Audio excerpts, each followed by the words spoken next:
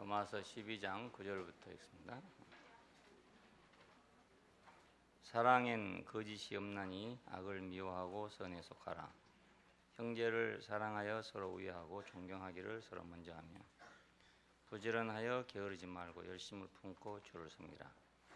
소망 중에 즐거워하며 환난 중에 참으며 기도에 항상 힘쓰며 성도들의 쓸 것을 공급하며 손 대접하기를 힘쓰라.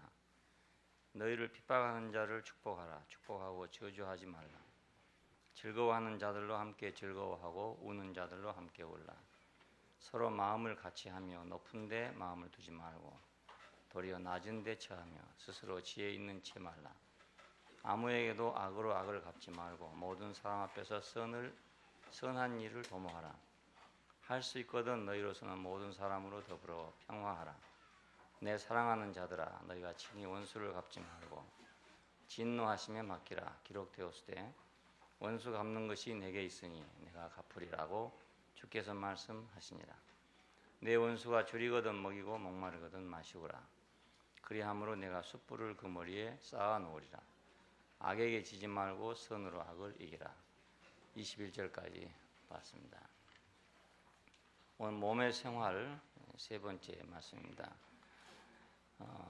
몸의 생활의 첫 번째는 우리 몸을 산 제물로 드리는 것이라고 했습니다. 두 번째는 우리가 지체로서 사는 것이다. 오늘 세 번째는 실제적인 삶에 대해서 말씀을 드립니다. 실제적인 삶의 방향은 형제를 향하여, 하나님을 향하여, 그리고 자신을 향해서, 그리고 대적을 향해서, 또 일반적인 삶을 향해서, 악에 대해서 이렇게 6가지로 말씀하고 있습니다. 오늘 실제적인 생활의 첫 번째 말씀입니다.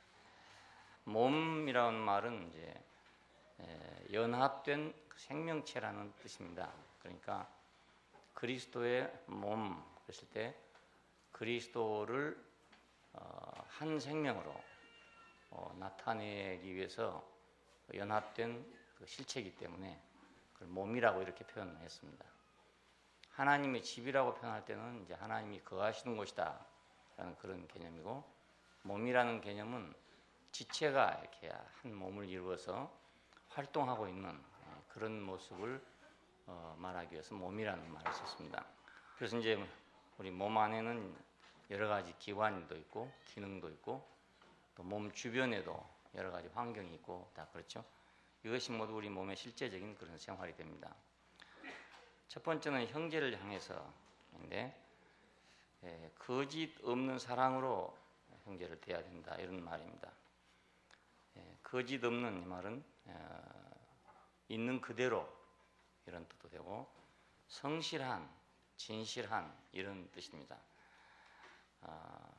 왜 그런가 하면 우리가 이제 뭐 모르는 사람을 한번 대하고 만나면 가식으로 대하든지 진실로 대하든지 간에 크게 문제가 되지 않는다고 할 수 있지만 형제는 항상 같이 살 사람이잖아요. 지금 우주적 교회를 말한 게 아니라 지방 교회를 말하기 때문에 이건 한 공간 안에 같이 그리스도를 나타내기 위해서 생활하는 생활체입니다. 그러니까 내가 가식을 가지고는 살 수 없는 거죠. 시골에서 저는 자라나고 살았는데 시골에 가면 아주 나쁜 사람이 별로 없어요. 다 착하고 진실하고 그래요. 그 중에 혹시 누가 거짓말 잘하는 사람이 있다 이러면 그건 완전히 왕따입니다. 좁은 동네니까 인구가 얼마 안 되기 때문에 완전히 왕따 당해서 못 살지요. 여러분. 거짓말 할 수가 없어요. 환경이 전부 시족 사회고 이렇게 되니까. 그런데 이런 사람들이 이제 도시로 올라오면 달라집니다. 시골에서 뭐라고 말하냐면 서울 가는 사람 보고 서울에 가면 눈 감으면 코비 간다 이렇게 얘기합니다.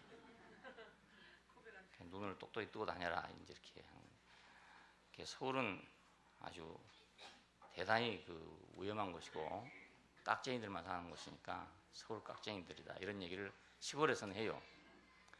서울에서는 저 촌놈이라고 또 멸시하죠. 근데 시골에서는 그렇게 말합니다. 근데 그 순진하고 거짓이 없던 그 사람들이 서울역에 딱 반보찜을 들고 내리면 그때부터 바짝 긴장을 하는 거거든요. 누가 코비 가지 않는가 해가지고 긴장을 한다고. 그러니까 자기 있는 대로 사는 게 아니고 자기를 과장해서 살아야 되는 거예요.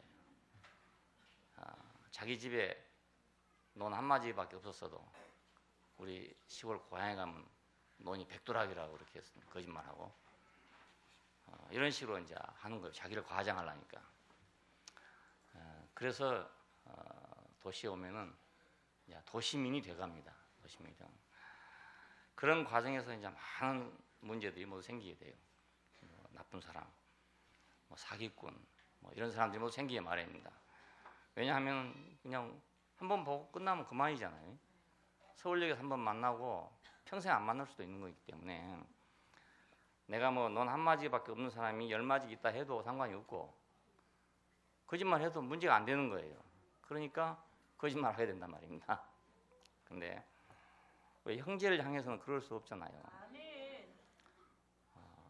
최소한도 매주일에 한 번 봐야 되고 또 저녁 모임에 또 봐야 되고 또 수요일날 봐야 되고 이리저리 사방으로 대추나무 연줄 걸리듯이 다 걸려있고 이제 오래 살다 보면 다 사돈되고 이렇게 될 것이고 그러니까 이게 실제적입니다. 이 형제라는 말이 그냥 우리 그리스도인들은 다 형제다 이런 개념이 아니고 미국에 있으나 소련에 있으나 우리 그리스도인 다 형제다 이런 개념이 아니라 이건 아주 구체적이고 실제적인 문제입니다. 실제적인 문제입니다. 대구 사람들이 하는 말이 그래요. 대구 사람들은 밖으로 잘 나가질 않고 다 여기서 살려고 생각을 해요. 그래서 그렇게 살다 보니까 사방 연줄이 돼가지고 4사람 건너 한 사람씩은 다 아는 사람이랍니다. 그렇게 이게 모여 사는 그런 사회입니다. 대구가. 그러니까 툭하면 이쪽에 걸리고 척하면 저쪽에 걸리죠. 4사람이 하나씩이니까 아는 사람이니까.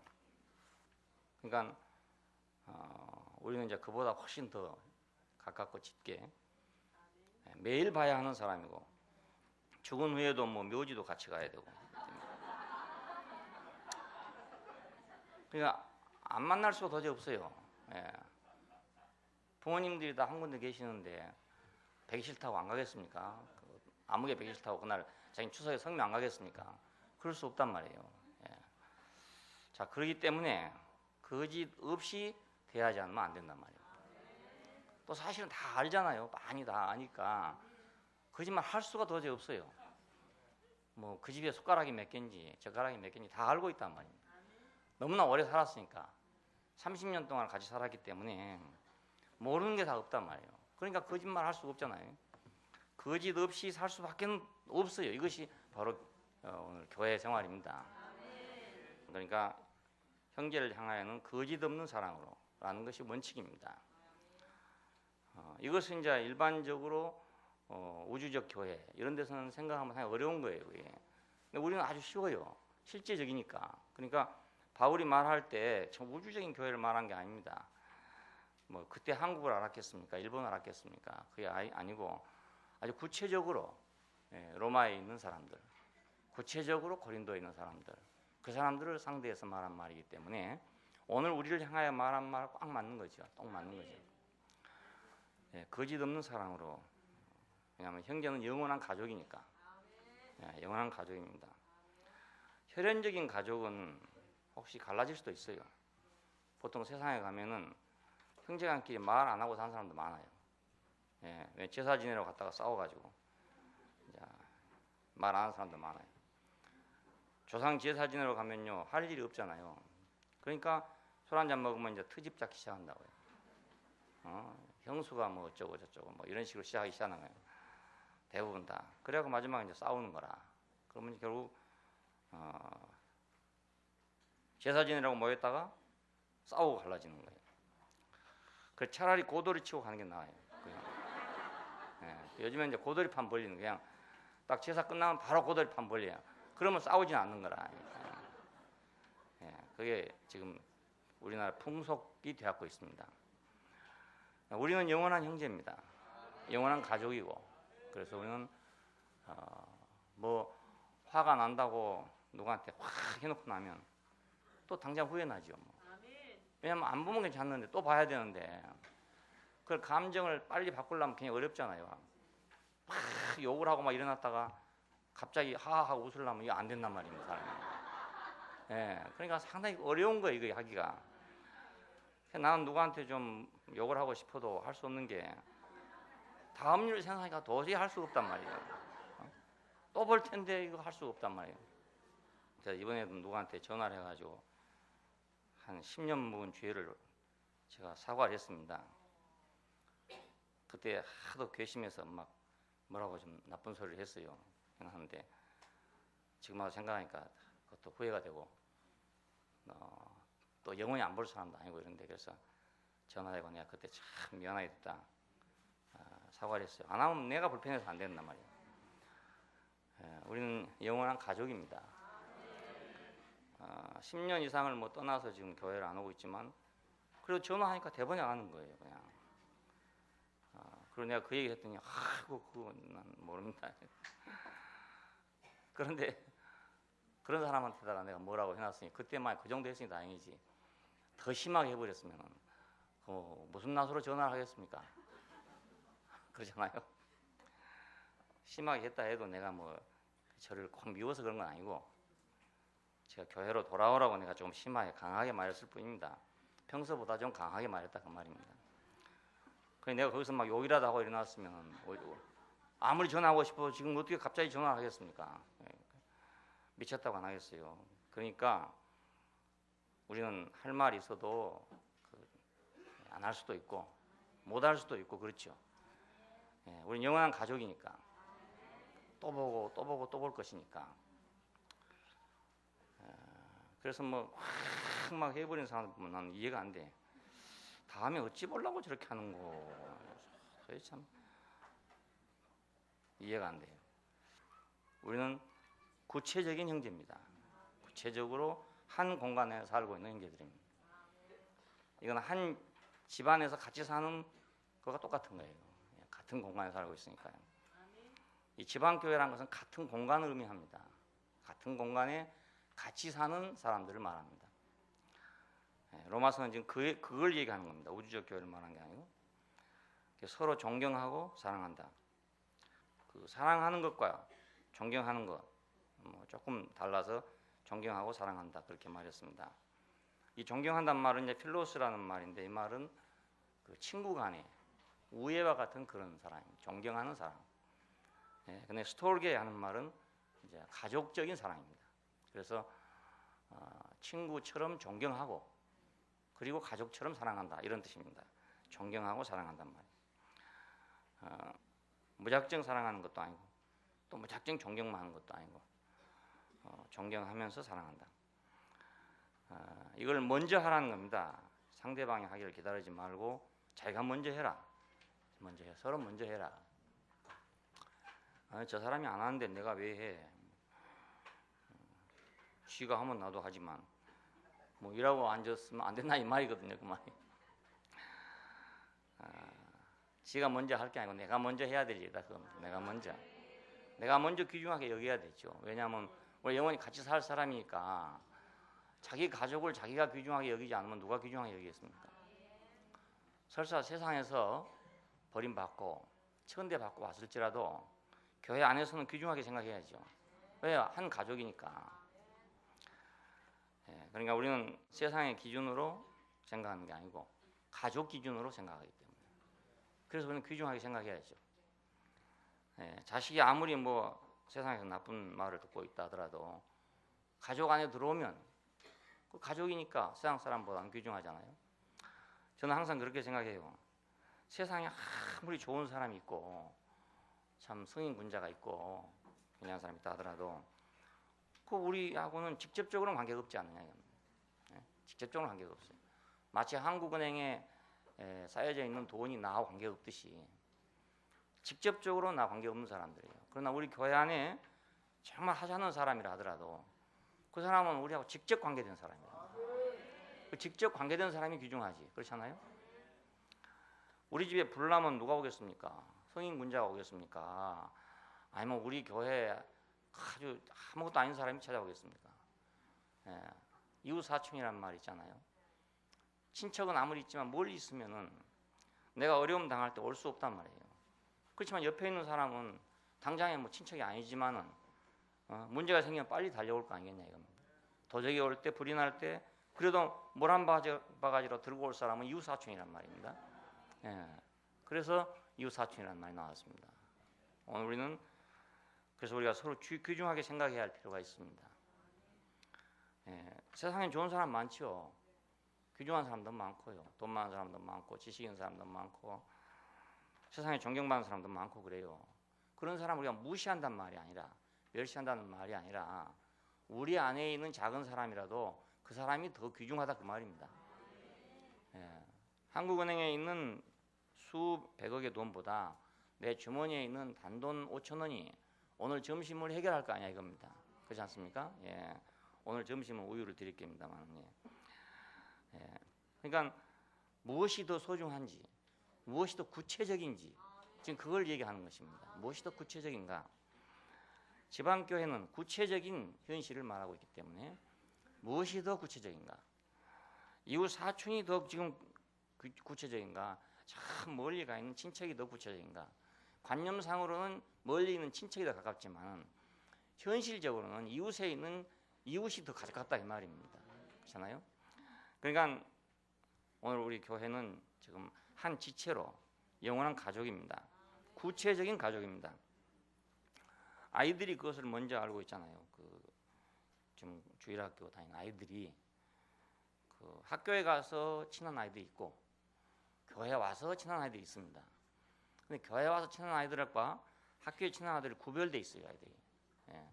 왜냐하면 학교에 친한 아이들은 한 단계 멀리 있는 거고 교회 안에서 친한 아이들은 같이 살 사람이다 이거예요. 그래서 그때도 4학년인가 아이들이 자기들끼리 뭐 시샘을 하고 이래가지고 말 않고 이러다가 회개한 일을 봤잖아요. 도저히 안 되겠다. 같이 살 사람인데 이러고는 못 살겠다. 그래서 이제 회개를 해가지고 화해를 한 일이 있습니다. 예, 그 구체적으로 알고 있단 말이에요. 이게 구체적으로 이것이 같이 살 사람이구나 이렇게 알고 있는 거예요.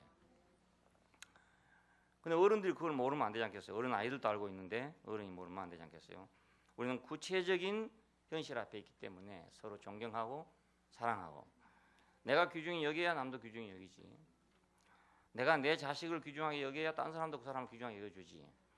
내가 귀중하게 여기지 않으면 딴 사람이 귀중하게 여기지 않는다고요. 예, 내가 내 형제를 귀중하게 여겨야 다른 사람을 귀중하게 여기지. 다른 사람도 귀중하게 여기죠.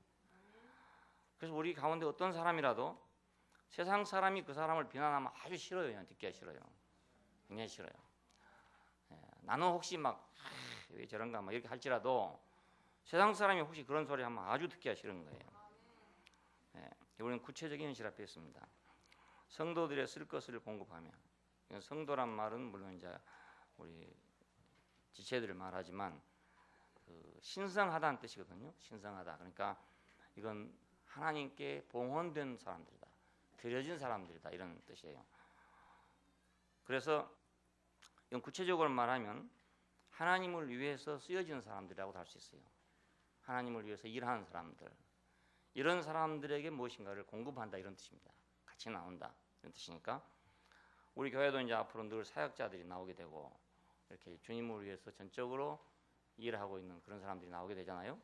이런 사람들이 성도들이 할 수 있습니다. 물론 다른 사람 성도지만 다 성도지만 그래서 이런 사람들에게 우리가 참여하고 함께하고 참여하고 나누는 것 이것이 공급한다는 뜻입니다. 성도들의 쓸 것을 공급하고 우리가 이웃 사람이 밥 잘 먹고 있는데 괜히 갔다가 밥 한 그릇 더 얹어줄 필요는 없잖아요.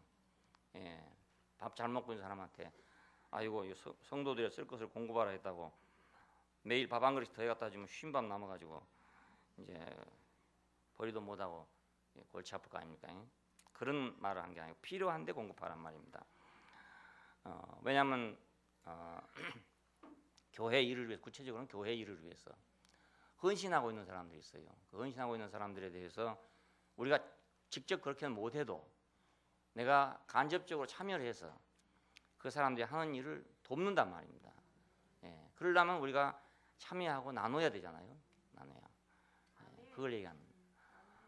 구약 시대 11조라는 게 왜 생겼냐면 그 고대 사회에 그 왕에게다가 백성들은 그 세금을 드렸어요. 세금을 드렸는데 이제 밭을 하면은 뭐 4조각을 한다, 5조각을 한다 해서 5분의 1을 드린다, 뭐 6분의 1 드린다, 이런 이제 제도가 있었는데 이런 거 차차 변천해 와가지고 11조가 된 겁니다. 12형제가 있는데 그 중에 한 형제는 레위 지파 아닙니까? 이 레위 지파는 성전을 봉사하기 위해서, 도피성을 관리하기 위해서 따로 구별된 사람들입니다. 자기의 기업이 따로 없는 거예요. 12지파에게 다 땅을 나눠줬어요. 너는 경상도, 너는 경상남도, 이런 식으로 이제 갈라줬는데 레위인들에게만 그 분깃이 없습니다. 그래서 왜 그렇게 했냐면 그 분깃을 가지면 자기 기업을 가지니까 자기 일을 할 거 아닙니까? 그래서 자기 일을 못하게 하고 오직 하나님의 일만 하게 하기 위해서 기업을 주지 않았단 말이에요. 그랬으면 당연히 그 하나님의 일은 누구를 위한 일이냐면 하나님을 위한 일인 것 같지만 그렇지 않고 사실은 11지파를 위한 일입니다. 이스라엘의 안녕을 위한 일이니까요. 그 사람들 이스라엘의 평안을 위해서 기도하는 사람들이고, 이스라엘의 죄를 위해서 속죄하는 사람들이잖아요. 그러니까 이 사람들을 위해서 10분의 1을 띄워놓은 것입니다. 그러니까 형제가 아닐 때는 그게 당연했었어요. 12형제가 있는데 한 형제는 11형제들의 공통된 일을 하고 있다. 그 11형제가 자기들의 일이 바빠서 그걸 다 따로따로 하려니까 안 된단 말이에요. 요즘 같은 분업화되죠. 그래서 한 가지 일은 한 지파가 맡자, 한 형제가 맡자, 이런 거죠. 그래서 그렇게 되면 당연히 다른 지파들이 그 한 지파를 먹여 살려야 할 거 아닙니까? 그 10분의 1을 띄면 한 짓이 되자, 한 몫이 되잖아요. 그래서 10분의 1이라는 제도가 생기게 됐어요. 현실적으로는 그렇습니다. 근데 이것이 이제 뒤로 오면서 인종이 많아지고 또 포로로 잡혀갔다 오고 이런 바람에 막 헝클어지고 이래가지고 그런 그 구체적인 그 관념이 없어지게 됐어요. 그 11조를 이제 안 낸다 이겁니다. 그래가지고 말라기서나 이런 데 보면 11조 안 낸다고 이제 되게 책망을 합니다. 왜 하나님의 것을 도둑질 하느냐, 이제 이렇게까지 강한 말이 나오게 됐어요. 그 한 이유는 바로 이것입니다. 성도들의 쓸 것을 공급한다 하는 그런 개념입니다. 하나님을 위해서 일하는 사람들의 몫을 감당한다, 이런 뜻이에요. 내가 간접적으로 감당한다. 사실 저도 이제 30년 동안 있으면서 제가 돈 번 건 없잖아요. 초창기에는 물론 집사람이 좀 벌어서 형제들 양식을 뭐 잠시 동안 됐습니다만 그 이후로는 이제 저는 이제 돈을 못 벌었죠. 돈을 어떻게 내가 벌어 가지고 해보려고 했는데 하는 것마다 안 돼가지고 결국 이제 그만두게 됐습니다. 그래서 거기서 제가 깨달은 것이 나는 한 가지를 해야지 다른 걸 다 못하는구나. 돈도 벌고 내가 사역도 하고 이거이 불가능하구나, 이런 걸 그때 알게 됐습니다. 그래서 손을 놓게 됐어요. 미련은 있지만은 손을 놓게 됐는데 내가 하면 꼭 돈을 많이 벌 것 같은 생각이 들어가지고 했는데 그건 안 되는 거예요. 말씀을 전하는 것은 그래서 상당히 잘 되는 편인데 돈은 버는 건 아주 안 되는 거예요. 잘 되려 하다가 안 되고 잘 되려 한다가 안 되고. 그래서 이 내 몫이 따로 있구나, 이런 걸 알게 됐습니다. 그때 아마 제가 돈이 잘 벌렸으면 그 길로 나갈지도 모르죠. 뭐 사업이 막 번창한다 이러면은 이건 뒷전이고 이게 앞전으로 될 거 아닙니까? 바쁘니까 막 1시, 2시까지 일했거든요. 미싱을 한다고 일했거든요. 왜냐하면 하청을 맡아서 일을 하니까 기한 내에 납품을 해야 되는 겁니다. 근데 종업원들이 그걸 알아가지고 뭐 같이 해줍니까? 안 해주니까 자기들은 시간 되면 땡하면 나가버리고 나는 이제 좀 다급하니까 밤에라도 막 내가 미싱을 해야 되는 거예요. 그러다 보니까 자연히 형제들이 뭐 만나러 온다든지 이러면 부담스러운 거라. 아이고 일이 바쁜데 이거 뭐가지고 그러니까 완전히 주객이 전도돼 버린 거예요. 그래가지고 할 수 없어 6개월 만에 다 팔아치웠잖아요. 반값에 팔아치웠습니다. 할 수 없이. 다 한 사람이 다는 못한가 봐요. 다 못한. 그때부터 그걸 알긴 알았는데 깊이는 잘 몰랐어요. 지금 와서 보니까 그렇구나. 지체란 게 바로 이것이구나. 오른손이 하는 거 왼손이 하는 거 다 다르고 엄지손가락 하는 거 새끼손가락 하는 게 다 다르구나. 그 엄지손가락이 꼭 새끼손가락 일을 할 필요도 없고 새끼손가락에 꼭 엄지손가락 할 필요도 없다. 이거.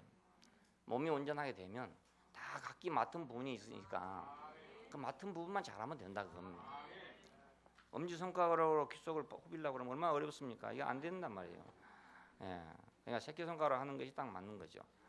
우리 교회도 각자 모두 그렇게 맡은 부분이 있고 이렇게 해가는 것 같습니다. 점점 자연스럽게 그걸 뭐 인위적으로 조직을 해서 하는 것이 아니라 생명 안에서 뭐 5가지 손가락을 우리가 조직한 거 아니잖아요. 예, 생명이 생기기를 이렇게 해서 엄지손가락은 이렇게 만들어지고 새끼손가락은 이렇게 만들어졌어요. 이게 만들어진 대로 사용되는 것 같아요. 예, 우리 형제들도 만들어진 대로 사용됩니다.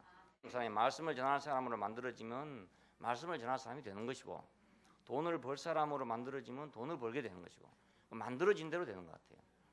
예, 돈을 벌도록 만들어졌는데 말씀을 전하려 해도 잘 안 되고, 말씀을 전하도록 만들어진 사람이 돈을 벌려 해도 안 되고, 하나님 만들어 주신 대로 일한다요. 예, 그러니까 우리는 서로가 그 맡아 있는 일에 대해서 우리는 봉헌된 사람들이죠. 그걸 위해서 우리는 함께 참여하고 같이 나누고 이렇게 해야 된다는 뜻입니다. 마음을 같이 하라. 즐거워하는 자들과 함께 즐거워하고 우는 자들과 함께 우라 이렇게 표현했습니다. 저는 이제 이게 조금 어려운데 즐거워하는 자들하고는 함께 잘 즐거워야 돼요. 뭐 별로 중요하지 않는 일에 즐거워도 같이 즐거워져요. 예, 아주 시시하게 막 즐거워도 같이 즐거워진단 말이에요. 예, 뭐 별일 아닌 일에 아주 재미있게 한 사람도 있어요. 그것도 정말 재밌어요. 정말 재밌어요. 우리 집에 와서 뭐 얘기하는데 보면은 뭐 사랑방이니까 뭐 그렇게 아주 중요한 얘기만 하는 거 아니거든요. 나는 또 뭐 그 시간이 쉬는 시간이니까 저녁을 먹고 나면은 이제 뭐 일을 못 해요. 책상에 앉았으면 소화가 안 되기 때문에 위에 굉장한 부담이 돼요. 그래서 그 시간은 아예 저녁 먹고 나면 그냥 쉬자 이렇게 생각했습니다. 그 시간에 이제 오신 분들은 아무나 이제 올 수 있는데 무거운 문제를 가지고 오면 그것도 또 부담이 되는 거라.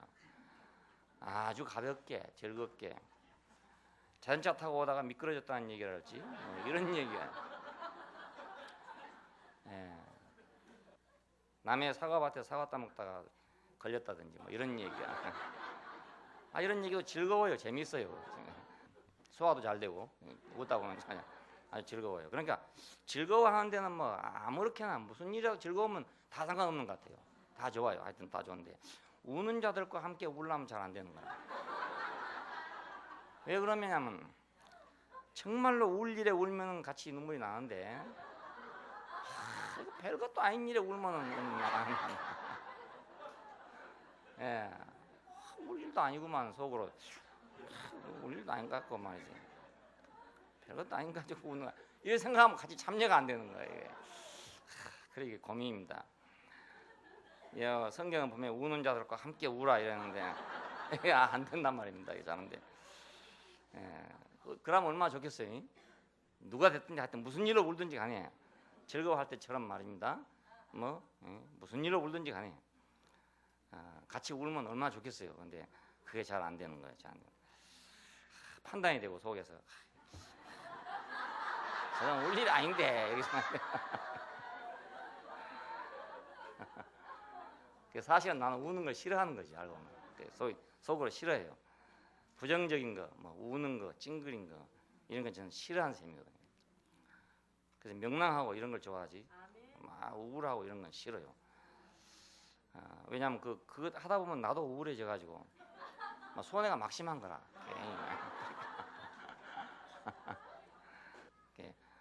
저는 할 수 있는 대로 즐거워하는 사람들만 많이 있었으면 제일 좋겠어요.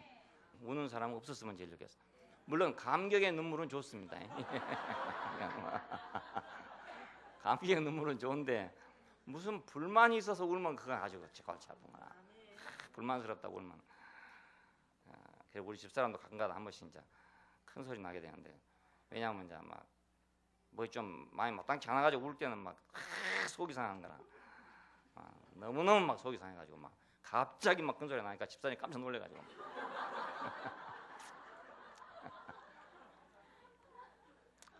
하여간 감격의 눈물은 정말 좋죠. 우는 것보다 더 좋을 수 있어요. 그런데 불만스럽게 우는 것은 정말로 싫단 말입니다.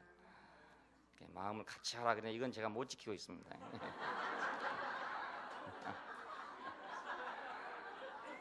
그래도 하나님 이해해 주시겠죠.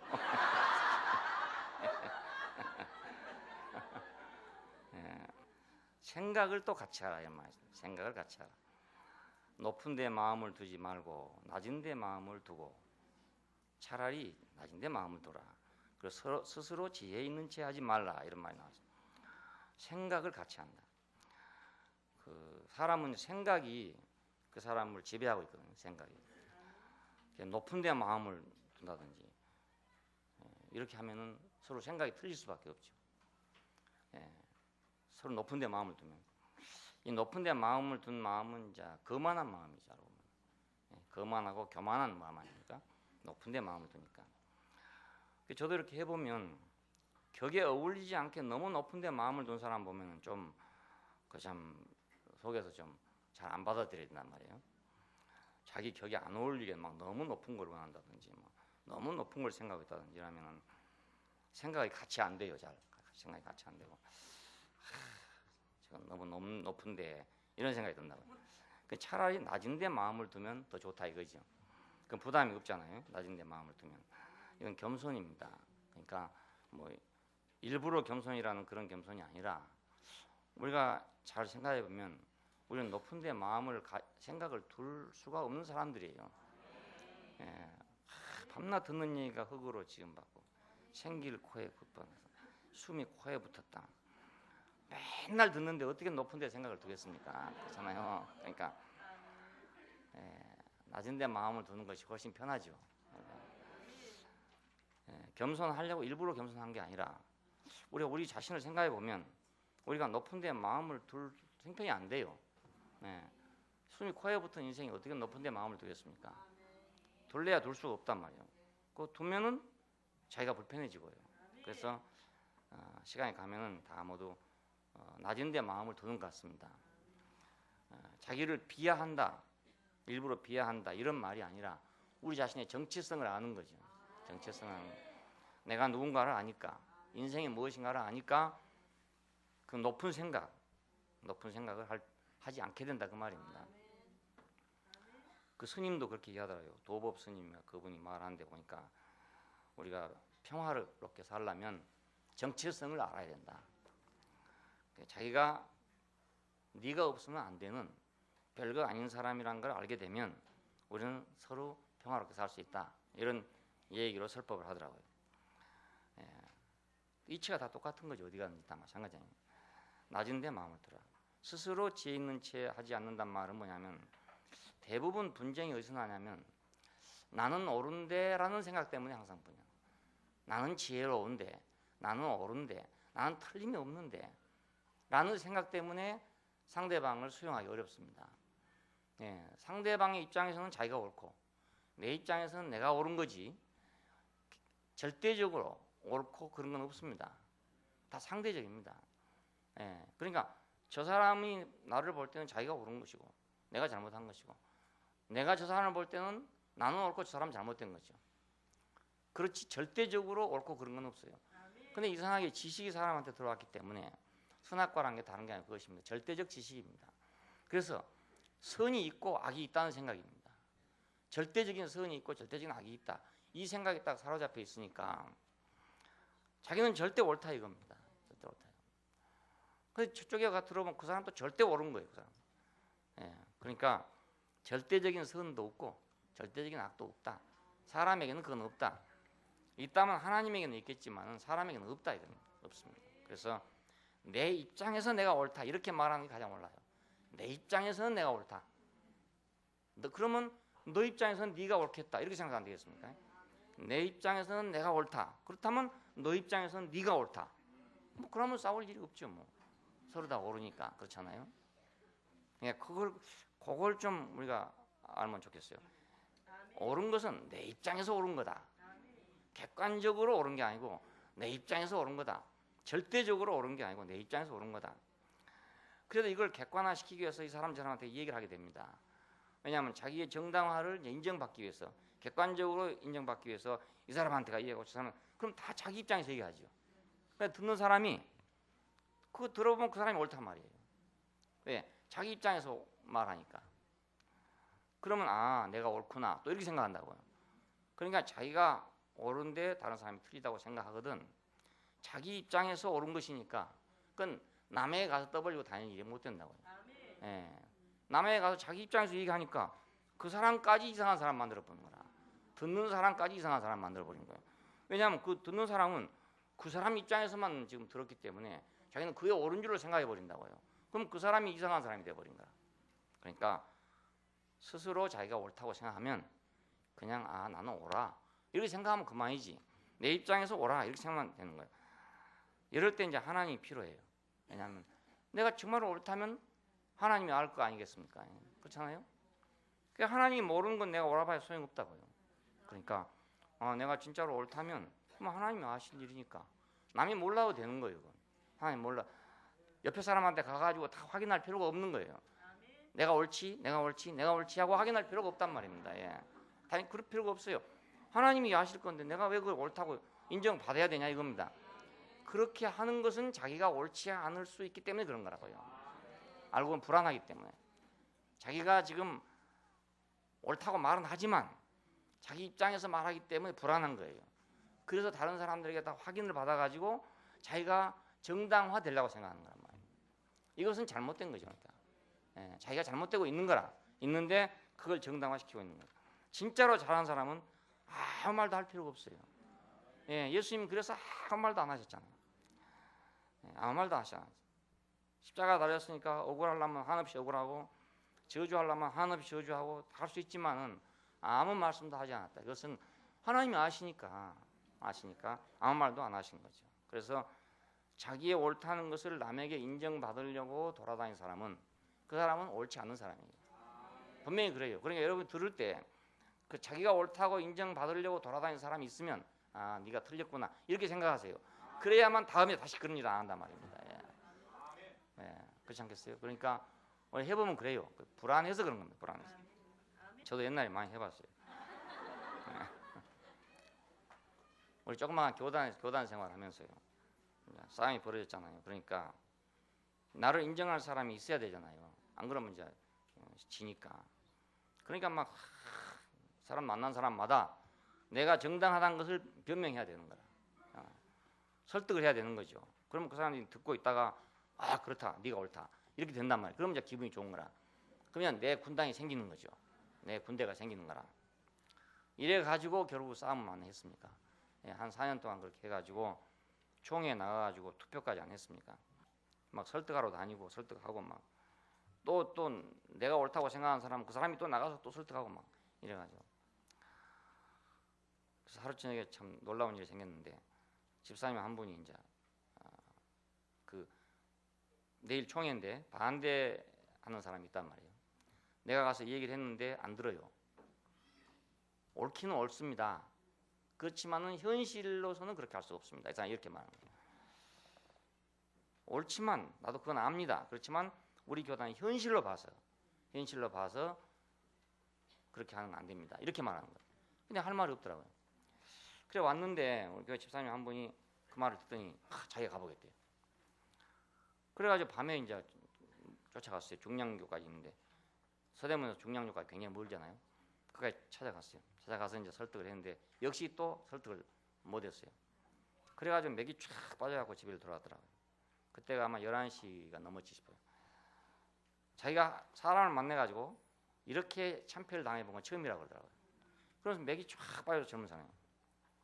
패기만만한 사람이에요. 그날 그 내려가서 거기서 이제 그 영천 쪽이니까 자기 집은 현저동 쪽이거든요. 건너편이거든요. 그래서 거기를 건너가 독립문이 그때 있을 때입니다. 거기 이제 건널목이 있었어요. 건널목을 건너가는데 밤 늦게니까 11시 반쯤 됐기 때문에 11시 반 되면 통행금지가 그때 있었기 때문에 차들이 막 무지하게 달리거든요. 그때 사고가 제일 많이 났던데 그때 차가 받아가지고 발이 부러졌잖아요. 예, 그래가지고 4개월 동안을 병원에 누워 있었습니다. 그때 아침에 일찍 동생이 와가지고 오빠가 병원에 입원했습니다 하는데 막 하늘이 꽉 무너진 것 같은 생각이 들어요. 뭔가 뭔가 잘못이다 이런 생각이 딱 들더라고요. 그래서 제가 한풀 꺾였습니다. 그래서 안 그랬으면 막 기세 등등에 나갈 텐데 뭔가 아니다 이 생각이 들더라고요. 그래가지고 전쟁을 하던 중에 돌아설 수는 없으니까 어쩔 수 없이 그 다음날 총회에 나가 투표를 했지만 이미 내 속에서는 뭔가 아닌데 이 생각이 들더라고요. 옳고 그름의 문제가 아니고 하나님의 뜻이 아니구나 이런 생각이 들었어요. 그래가지고 그냥 아마 되는 대로 해보자 했더니 투표하니까 한 표를 이겼잖아요. 내가 한 표 이겼으니까 이긴 것도 아니지. 그러니까 명분만 세워준 것 뿐이죠. 그래도 문제는 해결 안 되더라고요. 그래가지고 하여튼 참 험한 세월을 보냈는데 내가 옳다 하는 것이 내 입장에서는 옳지만 절대적으로 옳은 건 아니다. 저 사람 입장은 또 다르다 이겁니다. 그거 우리가 생각한다면 우리는 스스로 지혜 있는 지혜 하지 말아야 되겠다.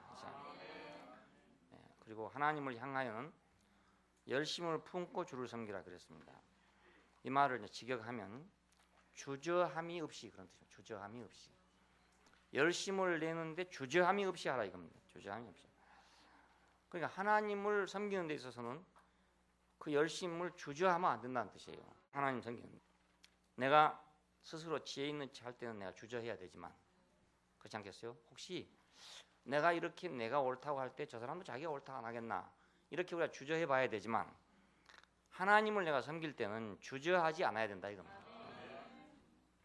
주저함이 없이 열심으로 하는 뜻입니다. 그리고 불타야 된다. 영 안에서 불타야 된다는 뜻이에요. 주저함이 없이 영 안에서 불타야 된다. 그래서 주를 섬겨야 된다 이겁니다. 그러니까 뜨거운 마음으로 이렇게 표현하면 뜨거운 마음으로 주를 섬겨야 된다 이런 뜻입니다. 억지로 하는 게 아니고 뭐 마지못해서 하는 게 아니라 뜨거운 마음으로. 그래서 그 뜨거운 마음이 나오기를 기다리고 있다 보니까 30년이 됐습니다. 왜냐하면 이제 뭐 율법으로 뭐 억지로 해놓으면 하긴 해요. 하긴 하지만 뜨거운 마음으로 안 되잖아요.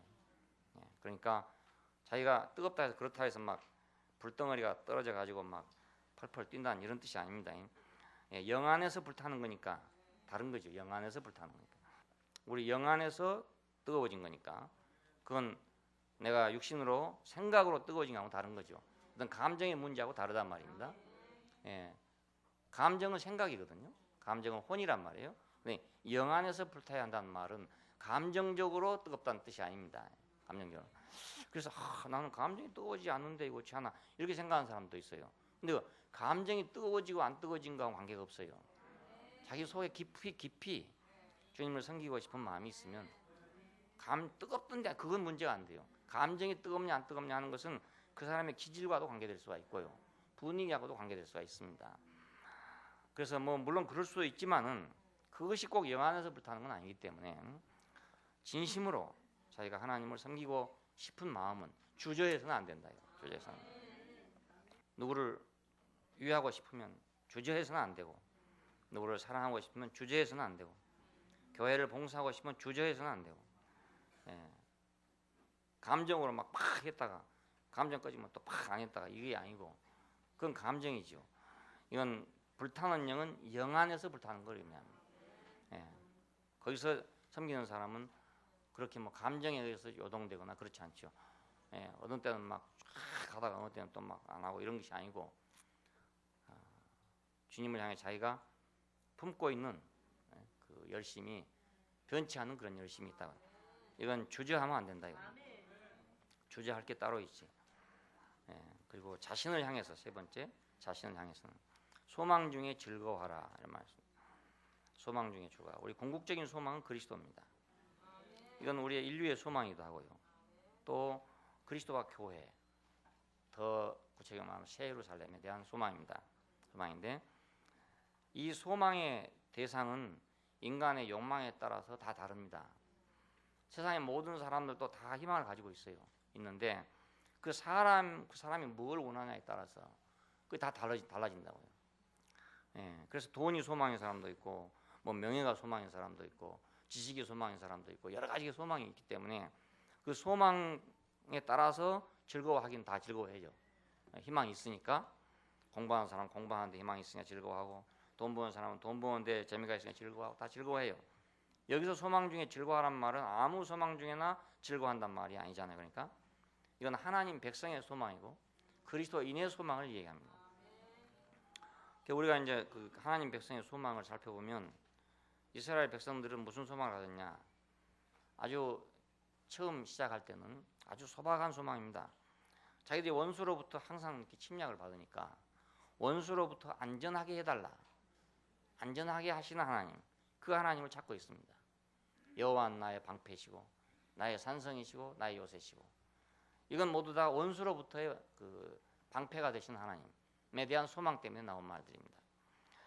약소 민족이니까 그렇지 않겠어요? 약소 부족이니까 언제 침략을 당할지 모르고 언제 손상을 받을지 모르기 때문에 항상 이런 문제에 대해서 위협을 받고 있었어요. 그래서 하나님은 우리 원수를 갚아주신 분이다, 원수를 물리쳐 주신 분이다, 이런 거 시편에 보면 막 하나씩 나옵니다. 보복의 정신 이런 것도 거기서 나옵니다. 원수에 대한 것. 그리고 조금 더 이제 발전하면 자기들이 포로로 잡혀갔잖아요. 자, 그렇기 때문에 그 주의 날, 그날, 그 어느 날이라는 날이 생기게 돼요. 그는 무슨 날이냐? 여호와의 날. 그분이 일하시는 날, 그분이 활동하시는 날, 그분이 이스라엘 백성에게 참여하시는 날, 그런 그 사상 때문에 주의 날이라는 사상이 생깁니다. 주의 날. 이 주의 날에 우리가 해방될 것이다 이겁니다. 지금은 우리가 포로로 잡혀가 있지만 그날에는 우리가 해방될 것이다. 그날에 해방될 것이다. 이거 이사야서 읽으면 절절히 나오게 되는 것이 바로 이런 얘기입니다. 주의 날에는 해방될 것이다. 이것이 그들의 소망이었습니다. 해방, 안위와 해방. 자, 그리고 이제 더 나가면 주님의 축복에 대한 기대가 있습니다. 항상 이스라엘 백성의 특이한 것이 그런데 개인적으로도 국가적으로도 물질적으로도 혹은 영적으로도 모두 하나님의 축복을 기대하고 있는 백성이 이스라엘 백성들입니다. 네. 하나님이 도와주시면, 하나님이 함께 하시면 심지어는 내 밭의 농작물도 잘 될 것이다 이렇게 생각하는 겁니다. 하나님이 함께 해주시면 메뚜기도 안 올 거다 이렇게 생각하는 거예요. 심지어는 황충이 먹지 않을 것이다. 하나님이 함께하는 사람은 이렇게 될 것이다. 이런 생각이. 요즘에 이제 많은 기독교인들이 이런 차원에 지금 있잖아요. 하나님이 함께 하시면 시험도 잘 될 거다. 하나님이 함께 하시면 우리 아들은 서울대학에 합격할 것이다. 뭐 이런 거 지금도 가지고 있어요. 지금도. 예, 물론 뭐 절에 다니는 사람은 부처님이 도와주시면 뭐 이렇게 생각하죠. 그래서 시험철이 돌아오면 이제 막 갓바위에 막 사람이 미어집니다. 갓바위에 미어진 것 마냥 예배당마다 미어져 가지고 수험생을 위한 특별 기도회 이래 가지고 이제 합니다. 근데 이게 다 진풍경이긴 진풍경이지만 원시적인 그런 소망입니다. 원시적 소망. 너무 우습게 생각할 일은 아니고 조금 원시적이다 이렇게 생각하면 돼요. 조금 원시적이다. 그런데 그것이 이스라엘 백성들의 국가적인 소망이 됩니다. 그들 나라가 미국처럼 뭐 잘 됐으면 그런 생각이 안 갖겠지만은 너무나 작은 나라입니다. 너무나. 지금도 작은 나라, 그때도 작은 나라입니다. 그러니까 그 국가가 하나님이 함께 하시면 잘 될 것이다. 하나님이 함께 하시면 번영할 거다. 이것이 이제 아주 줄기차게 내려오는 사상입니다. 여기서 이제 물질적인 축복도 나오게 되고 영적인 축복도 나오게 되고 이런 게 모두 나오게 돼요.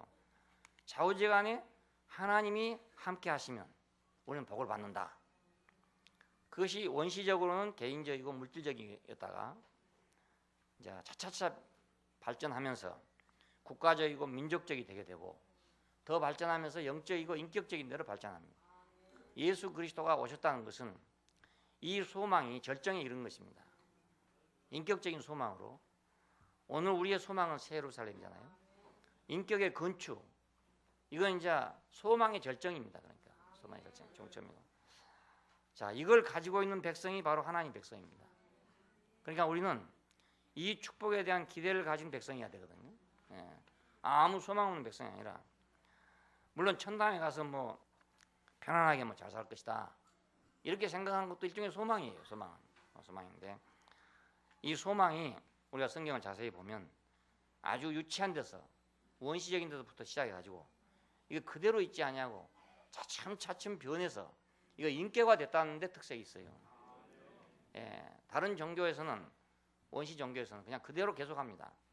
우리나라의 샤머니즘은 옛날 할머니들이나 지금 똑같습니다. 옛날 우리 조상태 할머니들도 역시 쌀 이고 절에 갔습니다. 똑같은 마음으로. 지금도 역시 마찬가지로 절에 가는 사람들 똑같은 마음으로 갑니다. 안 변해요. 안 변하는데 우리 성경 안에 이스라엘 백성의 역사를 보면 선지자들을 통해서 선지자가 있는 백성이기 때문에 그들은 계속 이것이 발전하고 있어요. 그 원시적인 데 머무는 게 아니고 말이에요. 계속 발전해서 어디로 왔냐? 그것은 인격화, 성육신으로 오고 그것이 성육신의 단체화인 새 예루살렘으로 이렇게 발전하고 있는 백성입니다. 이게 놀라운 점입니다. 예. 우리도 정감록도 있고 예언서도 있었어요. 있었지만 이렇게 발전하지는 못했죠. 예. 완전하게 발전하지 못했어요. 원시 민족 가운데는 다 이런 게 있습니다. 있는데 그것이 선지자들이 없고 하나님이 없기 때문에 그게 발전하지는 못해요. 근데 하나님이 있고 선지자들이 있는 백성이기 때문에 이거 계속해서 발전했단 말입니다. 그러니까 오늘 교회는 분명히 좀 더 발전된 소망을 가져야 되죠. 예. 원시적으로 이스라엘 백성들이 가지고 있던 그 소망을 그대로 가질 게 아니라 우리는 선지자들을 거쳤고 더군다나 예수 그리스도를 거쳐왔잖아요. 사도들을 거쳐왔어요.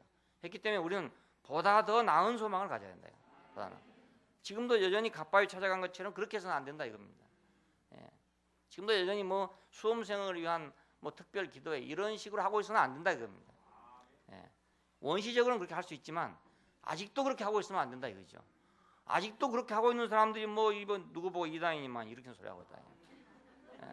그러니까 얼라들이 하는 소리나 마찬가지야. 아직도 그렇게 하면서 말이야. 뭘 보고 뭐 이단이를 하는지 모르겠어요. 얼라들 하는 소리를 또 이렇게 해도 그것도 안 됐지만은 그렇잖아요. 그러니까 뭔가 우리의 소망이 차원이 달라져야 안 되냐. 예. 그리스도가 바로 우리 소망입니다. 이렇게 돼야지. 비록 뭐 아무리 날라리 기독교인이라 하더라도 소망은 그리스도가 소망이어야지. 뭐 굉장히 훌륭하고 뭐 굉장하고 뭐 했는데 막상 가니까 뭐 수험생을 위한 특별 기도회 이라고 앉았으면 말입니다. 이게 무슨 꼴입니까? 그렇잖아요. 하나님 백성의 수치지요, 수치. 그렇잖아요. 예. 하나님 백성의 수치요. 예. 공부 잘하면 합격하고 공부 못하면 합격 못하는 것이고 열심히 하는 놈은 성적이 올라갈 것이고 열심히 안 하는 놈은 안 올라갈 일이지. 그걸 가지고 하나님 보고 뭐 붙여달라고 하고 있으면 예? 그 하나님 못 오가는 일이라 이거 못 오가는 일. 아니 못 오가는 일. 그러니까 소망에 대한 인간의 소망은 인간에 대한 인간의 욕망에 따라 달라진단 말이에요. 예, 그러니까 사람이 뭔가 차원이 달라져야 하나님도 그래도 유신이 쓰고 이렇지. 하나님도 뭐 그런 건 하고 있는 하나님 같으면 얼마나 유치한 하나님이 되겠어요. 그렇지 않겠어요? 예, 그 시대에는 구약 시대 그 시대에는 그것이 가능했어요. 그리고 그 하나님이 그래도 가장 위대한 하나님이었어요. 우리 여호와 같은 이가 누가 있냐? 상천하지에 우리 하나님 같은 분이 없다 이겁니다. 사실이 그랬단 말이에요. 그 시대에는 가장 높은 거였어요. 율법을 보더라도요. 그 시대에는 가장 높은 법입니다. 그 시대 율법이 모세에게 BC 1300년경에 주어졌다면 그 시대 전 세계적으로 가장 높은 법률이에요. 예, 율법이요. 그러니까 자랑할 만하지요. 충분히 자랑할 만해요. 자, 그러니까 그 시대는 그것이 당연했지만 지금 그리스도가 오고 지금 성육신 하신 그분이 왔다 갔는데 벌써 2000년이 지나갔는데도 아직도 그러고 있으면은 그건 하나님을 못 오가는 거죠. 예, 유치한 것도 어렸을 때 하는 게 괜찮지만 어른이 하면 안 되거든요. 어른이 하면 그걸 보고 치매라고 그러면 치매. 예. 어린 애들이 하는 것을 어른이 하면 치매라고 합니다. 근데 어린 애들이 할 때는 얼마나 귀엽습니까? 그게 똥을 싸도 귀엽고 거짓말해도 심지어 귀여워. 아이들이요 한 7살쯤 될 때 되면은 이게 거짓말하는 영역이 생깁니다. 예, 거짓말이 재밌는 거예요 아이들이. 재밌어가지고 누구한테 거짓말 딱 하고 눈치를 보면은 딱 소금 같으면 아주 기분이 좋은 거야. 그런 시기가 생기는 거예요 그 시간. 근데 그 부모들이 잘못 생각하고 너 거짓말 안 하면 안 된다고 이런 생각하면 안 되거든요. 그런 에이지가 있기 때문에 그 시대에는 그렇게 하는 거예요. 하는 게 그걸 잘 받아줘서 그걸 잘 돌려줘야지 막 회초리가 때려보면 안 되는 거라. 예. 또 도둑질 좋아할 때도 있어요. 어느 연예인이 돌아다니면 남의 훔치는 걸 좋아할 때가 있어요. 그건 어른들이 훔치는 거하고 다른 거예요. 진짜 다른데 어른들이 자기 기준으로 생각하다 보니까 이건 도둑놈이구나 이렇게 생각한다고요. 그 도둑놈이 아니고 아이들의 취미 생활이라. 예. 그 연령에서 그게 재밌는 때가 오는 거예요. 근데 그것을 잘못 해버리면은 진짜로 도둑놈이 되는 거라. 예. 막 도둑놈이라고 계속 강조를 해버리면 진짜로 도둑놈이 돼버리는 거예요. 그건 도둑질 하는 게 아닙니다. 아니니까 아이들이 하는 건 다 귀여워요. 근데 그걸 이제 어른이 하면 안 되는 거라. 어른이 하면 안 되고 나이가 들어가고 더 어른이 되고 하면 치매라고 그러는 거라. 예. 그러니까 오늘날 그리스도인들도 지금 2000년이 지나 4000년, 6000년이 됐잖아요. 6000년. 이 성경 역사로 계산해서 6000년인데 6000살이나 먹은 사람들이 그러고 있으면 그 치매지, 완전 치매지. 예. 알츠하이머인가 뭐 그런 데. 구제불능이에요, 구제불능. 우리는 그리스도가 우리의 유일한 소망이야 합니다. 예. 그 인격이 우리의 유일한 소망이어야 돼. 그래야 새 예루살렘이 가능합니다. 그 인격이 소망일 때 교회가 소중합니다. 예. 그렇지, 그 인격이 소중하지 않으면 교회가 필요가 없어요. 내가 혼자 기도원에 가갖고 열심히 기도해갖고 신령해지면 되지요. 안 그렇습니까? 예. 그 인격 때문에 우리는 교회가 필요한 것이죠. 그 인격 때문에 새 예루살렘이 가능한 것입니다. 신령한 사람이 돼가지고 새 예루살렘은 불가능한 것입니다. 그러니까 굉장히 중요한 문제입니다. 우리의 소망이 어디 있냐? 우리의 소망의 닻을 좀 더 차원 높은 데다 올려놔야 됩니다. 이제 여기서 그리스도의 소망이 생기죠. 그러니까 그리스도 자신이 바로 우리 소망이다. 디모데전서 1장 1절을 보면 영광의 소망이래. 우리 소망이래. 그리고 부활과 예수의 계시를 통한 구원의 그 마지막 성취. 오늘 지금 우리는 부름 받았지만 구속함을 받았지만 어느 날인가는 이 구속이 구속으로 끝난 게 아니라 칭의, 의롭다함을 받았다. 이걸로 끝나는 게 아니라 하나님의 자녀들의 명분에 이른다 이겁니다. 예, 명분에 이른다. 그건 실제적으로 하나님의 아들이 될 것이다 이겁니다. 이 소망과 이 기대를 우리가 갖고 있어요. 예.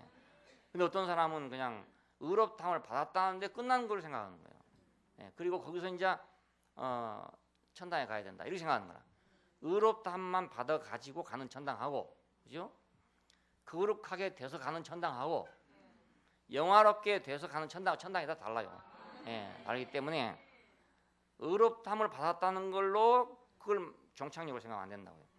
우리의 구원의 성취는 더 높은 데 있기 때문에, 예, 더 높은 데 있기 때문에. 그러니까 우리가 시간이 흘렀다는 말은 구원의 성취가 더 높아졌단 말이거든요. 구약 시대의 구원을 보면요, 겨우 그 구원의 개념이란 것이 국가적인 구원입니다. 그날이 와서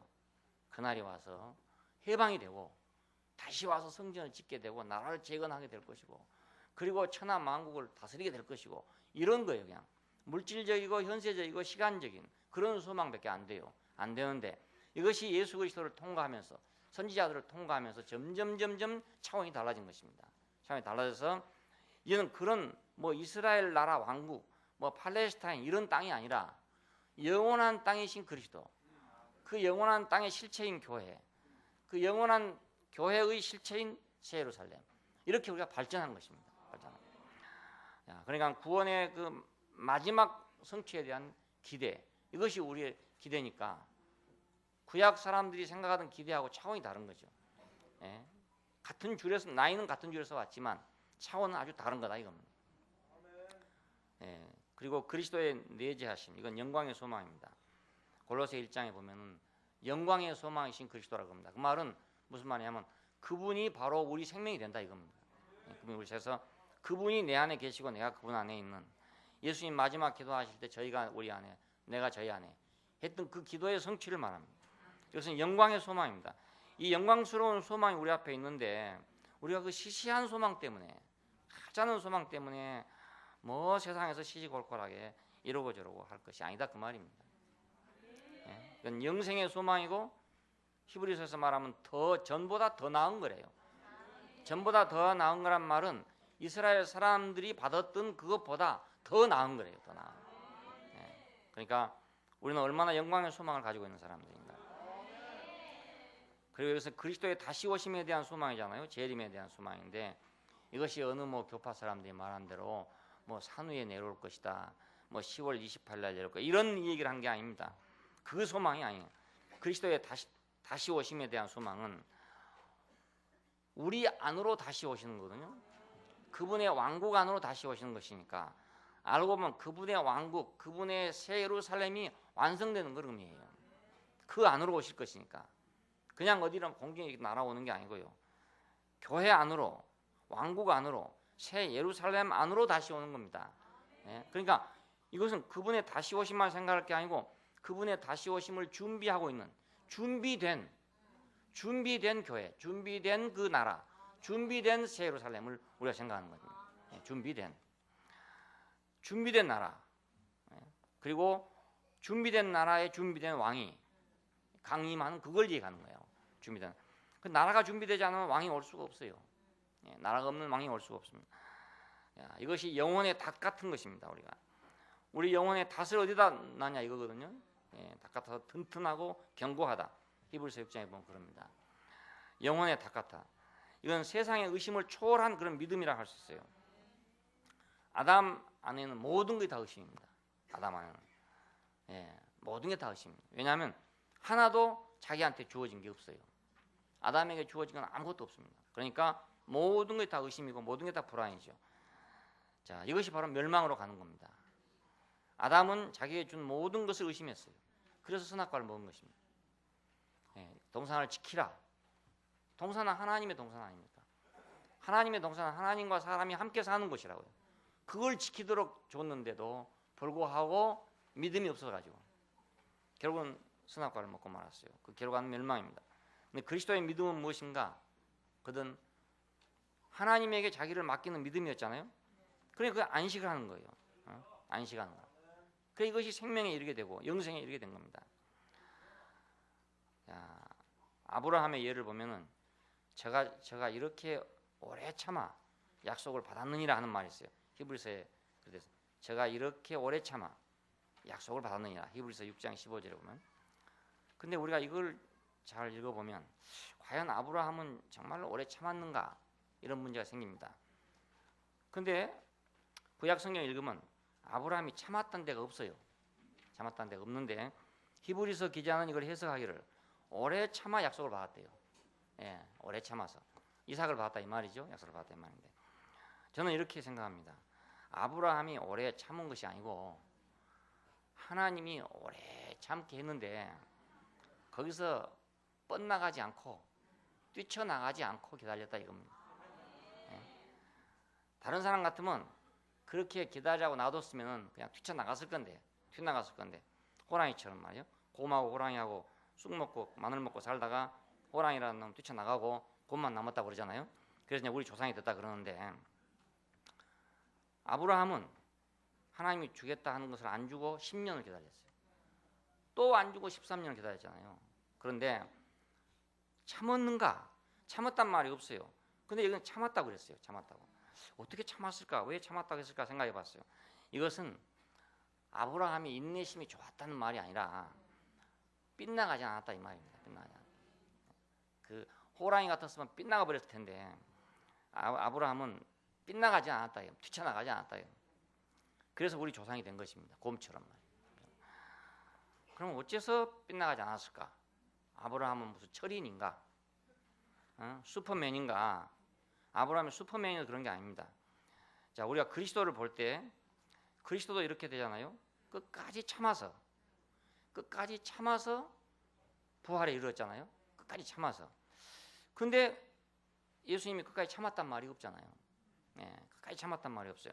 그럼 어떻게 십자가에 죽을 때까지 참았을까? 어떻게 그걸 참을 수가 있을까 하는 거예요. 이것은 역시 마찬가지로 십자가에서 뛰어내리지 않았다 그 말입니다. 네가 뛰어내리라. 그러면 우리가 믿겠다 하지 않았어요? 뛰어내리라. 그럼 믿겠다 그랬어요. 그런데 뛰어내릴 수 있었는데 안 뛰어내렸는지 아니면 안 뛰어내렸는지 그건 잘 모르겠지만 우리 입장에서 생각해 본다. 우리 상식으로 생각해 본다면 뛰어내릴 수가 없으니까 안 뛰어내렸다 이렇게 생각해요. 제 입장에서는. 왜냐하면 그분은 뛰어내릴 수 있었겠지만 안 뛰어내렸을지도 모르지만 우리는 그걸 모르잖아요. 뛰어내린다는 걸 모른단 말입니다. 십자가에 못 박아 놨는데도 뛰어내린다. 이거 우리는 모르는 일이거든요. 그러니까 우리가 아는 대로 말한다면 아마 뛰쳐내리지 못했을 것이다. 이렇게 생각할 수 있어요. 뭐 잘못 생각하는지 모르지만 내리는데 이것이 결국 참는 것이 됐다고요. 오래 참는 것이 됐어요. 제 경험으로 생각해 보면 내가 참아본 일은 없어요.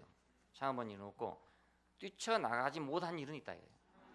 그래서 이렇게 해석하는 거죠. 내대로 해석하는 거니까 십자가에 못 박아 놓으면 못 뛰쳐나간다 이거라. 뛰쳐나가지 못하니까 참는 거죠. 뭐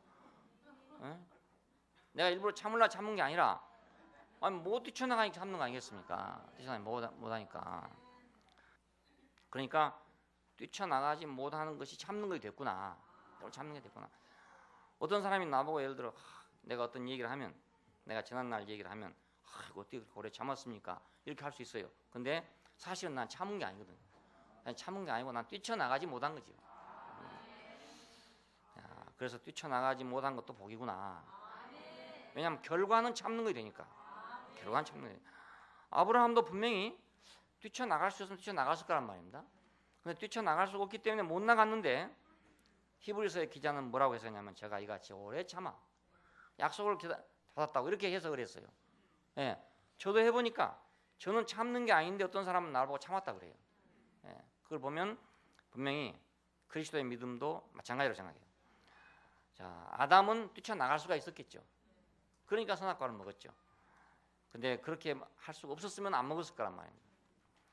그리스도의 믿음, 그러니까 그리스도의 다시 오심, 여기에 대한 우리의 믿음도 우리가 뛰쳐나가지 못하면 이 믿음을 갖게 돼요. 뛰쳐나가지 못하면. 예, 교회에 붙어있는 사람 보면요 다 뛰쳐나가지 못해서 붙어있더라고요. 예, 뛰쳐나갈 사람은 나가는 거라. 초창기에도 몇 사람 나갔어요. 나갔는데 이 사람들을 보니까 뛰쳐나갈 수 있어요. 그래 뛰쳐나간 거라. 예, 근데 남아있는 형제들 어떤 사람이 뛰쳐나갈 수가 없어서 여기 붙어있는 거예요. 그냥 뛰쳐나가지. 그것이 참는 게 됐죠. 참는 게 됐어요. 그래가지고 결국은 약속을 받았느니라 이렇게 된 것입니다. 예. 뛰쳐나가지 못해서 약속을 받았어요. 우리 입장에서 보면. 그런데 후대 사람들이 기록하기를 오래 참아서 약속을 받았구나 이렇게 생각하는 거죠. 야, 그러니 참 이렇게 말해준 것도 얼마나 복인지. 예? 아브라함 보고 이렇게 말해 아브라함이 얼마나 속으로 고맙겠어요. 자기는 참은 게 아니고 자기는 뛰쳐나가지 못해서 이랬는데 야 사도 바울이라는 사람이 나와가지고 나를 보고 오래 참았다고 하는구나. 얼마나 기분이 좋겠습니까? 그리스도의 다시 오심. 우리가 이거 아니면 다른 대답이 없거든요. 그분이 다시 오시지 않는다면 교회도 소용없고 왕국도 소용없고 새로 살림도 소용없고 아무것도 소용없는 거예요. 그러니까 우리는 죽고 나서 하나 기다려야 되는 거라. 그 밖엔 다른 길이 없어요. 그래 기다려야 되는 거예요. 근데 그것이 복이 된다 그 말입니다. 환난 중에 참으며 그랬습니다. 자, 환난 중에 참으며 그러니까 어떻게 참았는가 우리가 방금 드린 말씀을 갖고 생각해 보면 소망은 환난은 인내를 인내는 믿음을 연단은 믿음을 믿음은 소망을 준다 이렇게 돼 있어요. 그러니까 환난이 왔는데 인내가 됐다 이거예요. 환난이 왔는데 인내가 됐다. 그럼 그 환난을 참았냐? 아브라함에게 오는 환난을 아브라함이 참았고 예수님에게 오는 환난을 예수님이 참았냐? 그 인내했다고 그러는데 보니까 뛰쳐나가지 못하기 때문에 인내가 되고 말았죠. 인내가 되고 말았죠. 그 인내가 되니까 연단이 됐잖아요. 예. 연단이 되다 보니까 믿음이 생긴 거라. 우리가 그분을 따르다 보면 우리는 어쩔 수 없이 인내하는 사람이 되게 된다. 예. 어쩔 수 없이 인내하는 사람이 되다 보면 우리는 연단을 받게 돼요. 근데 연단을 받게 되면 우리는 우리 속에 벌써 믿음이 생겨 있어요. 예. 그분이 나를 이렇게 이끌고 있고 이렇게 연단하고 있구나라는 믿음이 생기게 돼요. 그러니까 다음 소망이 생긴 것입니다. 그 소망이 생깁니다. 아, 나를 이렇게 하신 걸 보니까 아 이렇게 되겠구나. 이 소망이 생기는 거예요. 내가 처음 그 워치만을 만났을 때 그거였습니다. 그 내 인생을 환히 이렇게 말해주는데 보니까 하나도 그분이 개입하지 않는 게 없더라고요. 전부 손오공이 부처님 손바닥에 있었다는 것 마찬가지로 그분의 손바닥에 다 놓여 있었구나 하는 생각이 딱 들어요. 근데 그 생각이 드니까 내가 전에 전혀 없던 믿음이 생겼다고요. 나는 그런 믿음을 가져본 일도 없고 생각도 안 해봤거든요. 나는 어떤 믿음만 늘 생각했냐면 그냥 한 방에 벽 낳는 거 이런 거 있잖아요. 그냥 탁 얹으면 탁 나가는 거 이런 거. 아니면 내가 믿음으로 계획을 해가지고 쫙 했더니 일이 쫙 이루어졌다. 이런 거. 이런 믿음만 늘 생각했어요. 그런 믿음을 달라고 많이 요구를 했습니다. CC에 가니까 큰 믿음 얘기를 하잖아요. 거기는 모든 일을 막 믿음으로 합니다. 모든 일을. 금년에 예를 들어서 1000명을 모은다. 10,000명을 모은다. 그러면 믿음으로 결정해놓고 믿음으로 밀어붙입니다. 이제 10,000명 주실 줄로 믿습니다. 믿는 자에게 능치 못할 것이 없다. 그래서 믿음으로 막 밀어붙입니다. 밀어붙여 가지고 하여튼 뭐 8,000명이 되든지 이렇게 채웁니다. 믿음으로. 야, 그걸 보면서 야, 믿음이 참 대단하다. 어떻게 저렇게 아무 것도 없는 데서 믿어갖고 저렇게 될까 이런 생각을 했어요. 그래서 저도 큰 믿음을 달라고 기도를 많이 했어요. 근데 잘 안 되네요. 안 돼요. 타고난 게 좀 있는 것 같아. 잘 안 돼. 그런 믿음이 안 생, 결정이 안 생기는 거야. 예, 아무도 없는데 뭐 10,000명 이래놓고 기도한다고 되겠어요? 이놈 머리가 그게 안 되는 거라. 이게 합리적인 생각이 들어가지고 뭐 끌통이 좀 있어야 그래도 되지. 아무것도 없는 데 놓고 말이지. 여리고성 7바퀴 돈다고 막 무너지나 이런 생각이 딱 드니까 어느 간사는 와서 그렇게 얘기하더라고요. 자기들 그 CC 부지를 마련하려고 그러는데 지방에서 땅이 하나 있대요. 그래가지고 매일 그 회원들이 아침마다 가가지고 조깅하듯이 가면 돈 돼요. 그 땅을 자기들 달라고 돈 돼요. 그러니까 언젠가는 그 땅임자가 근질근질 해가지고 이 땅 안 팔면 내가 망하겠구나 하는 생각이 날 때까지 도는 거야. 그래서 그걸 보면서 야, 믿음이 참 대단하다 이런 생각도 하고 부럽기도 하고 이랬어요. 난 믿음이 없었어요. 믿음이 없어요. 근데 이에 대해서는 딱 믿음이 생기더라고요. 내 인생에 관여하신 하나님, 이렇게 해서 이렇게 됐구나라고 딱 알아지니까 내 인생을 당신이 원하는 대로 이끌어 가겠구나라는 믿음이 생기는 거예요. 그 믿음이 지금까지 안 변해요. 안 변해요. 이 믿음은 금방 올라갔다가 내려갔다 하는 믿음이 아니란 말입니다. 그리고 그 믿음대로 됐어요.